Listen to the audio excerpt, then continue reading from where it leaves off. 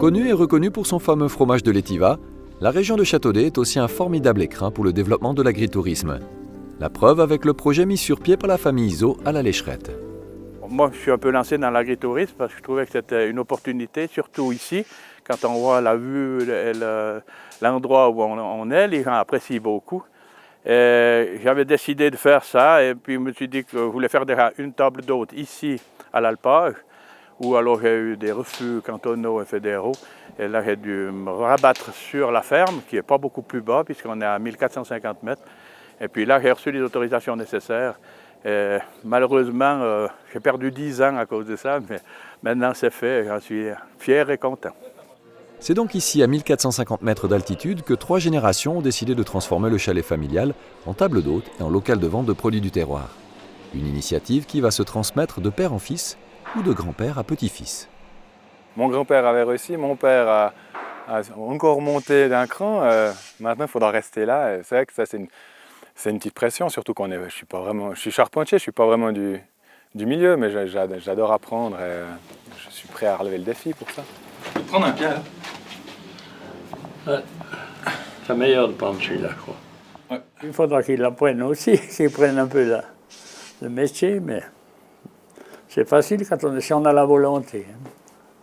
C'est ça. Mon grand-père, il a déjà une mémoire énorme et chaque fois d'observer, de regarder comment il travaille. Mon père m'apprend beaucoup. Il suffit que rien qu'en regardant et puis un petit peu à écouter les choses qu'il ne faut surtout pas faire. Ça s'apprend sur le tas, quoi. En parallèle de la fabrication de fromage, de la vente de produits régionaux, mais aussi de la table d'hôte, Bon appétit. Merci. la famille Iso a mis sur pied un concept original de parrainage de vaches. Le parrainage, c'est n'importe qui sur Internet qui peut parrainer une vache. Et puis, le but de l'opération, c'est de rapprocher un peu le citadin des montagnards, c'est qu'ils puissent venir sur l'alpage, voir sa vache, mais en même temps voir ce qu'on fait et voir ce que c'est que la vie à l'alpage. J'ai trouvé l'idée assez originale, ça permet de soutenir les paysanneries de montagne. Et puis, il y a toute une procédure. Il y a une porte ouverte, on vient voir la vache, ensuite on reçoit une photo avec le cadre, et puis après, on profite aussi des produits du terroir. Et puis quand on parraine une vache, il y a un accord avec le paysan, donc avec Michel, qui fait qu'on travaille une journée avec lui. Alors en fonction des personnes, il adapte le genre de travaux. Pour mener à bien ce projet, la famille Iso a aussi pu compter sur divers soutiens, dont celui de l'aide suisse aux montagnards. Alors, les assiettes sont bouillantes.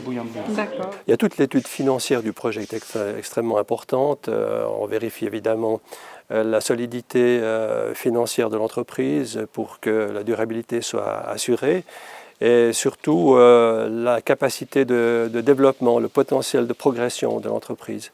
Et l'écoulement des produits est assuré par l'initiative aussi du producteur qui va sur les marchés, qui va régulièrement à Châteaudet les vendre ou qui accueille ici les touristes de passage sur cet axe de promenade en direction des Monts-Chevreuil. Moi, je trouve formidable. Ouais, c'est super. Je suis un peu pour la nature et le régional. Je trouve que s'il y a une famille qui puisse reprendre ça, je trouve que c'est extraordinaire. Et il faut les encourager. Rappelons enfin que ce projet a pu voir le jour grâce à des dons et des legs versés à l'aide suisse aux montagnards.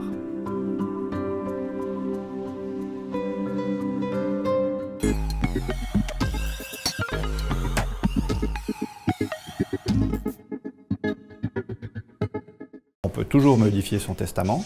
Si on a fait un testament public, un testament à la forme authentique devant notaire, on peut le modifier soit en retournant chez le notaire, soit par un autre testament, cette fois manuscrit. Il n'y a pas besoin de refaire un testament devant notaire pour modifier un testament devant notaire. Et puis le testament manuscrit, holographe, qu'on a fait soi-même, on peut le modifier à la main, bien sûr.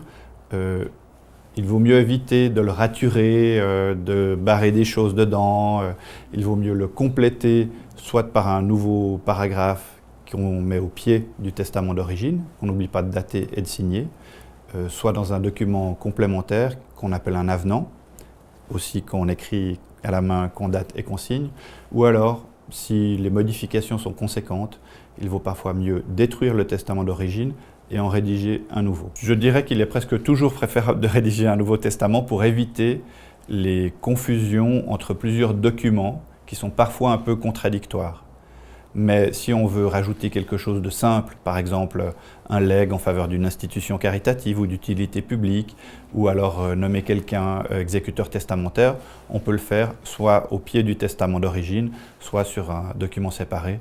Il ne faut pas oublier, cela dit, que tout l'entier du document doit être rédigé à la main et qu'il doit être daté et signé de la main du testateur.